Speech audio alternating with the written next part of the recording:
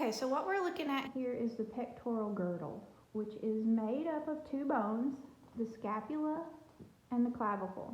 Now what we're seeing here is the posterior view of the left and right scapula and clavicle. This one will go a little bit more like this.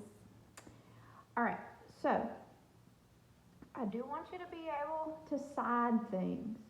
So with the scapula, we have several features that we're going to learn that are going to help us determine which side is which. So I'm going to take away one of these just to eliminate a little bit of confusion for now, and we're going to look at each bone individually. So we'll move the clavicle to the side, and we'll start with the posterior view of the scapula, because I think this is the easiest way to get oriented. Because here you're going to see this big ridge of bone called the scapular spine. The spine of the scapula always points posteriorly. And you'll notice that superior to it, you have a little depression. So this is the supraspinous fossa. And below it, you have another depression called the infraspinous fossa. Coming off the scapular spine and pointing anteriorly, you have a process called the acromion. And this is an important muscle and ligament and tendon attachment point. So this is the acromion. Some textbooks call it acromion process. Either one is fine. Now this is going to be the medial side, which points to the middle of your back. This is the lateral side, which is going to allow your arm to attach. So remember, this is the girdle. This is what allows our upper limb to hang off our axial skeleton. So this little cup-like portion here is called the glenoid cavity. Glenoid means cup-like. The glenoid cavity is where our head of the humerus actually fits in. If we flip over, we're looking at the anterior view. So see, there's no spine on this side. This is called the subscapular fossa. And this fits against the rib cage from the posterior side. On the anterior view, you can also see another little process that sticks out. This is called the coracoid process. Coracoid means like a raven's beak, so it kind of looks like a bird bill that you can see sticking out here.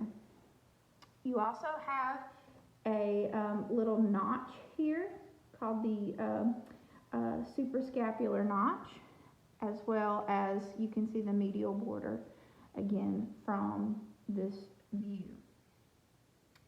Now, the scapula, in addition to articulating with the humerus, articulates with this little S-shaped bone here called the clavicle. Now, the clavicle is a bone that's a little bit difficult to side sometimes. This one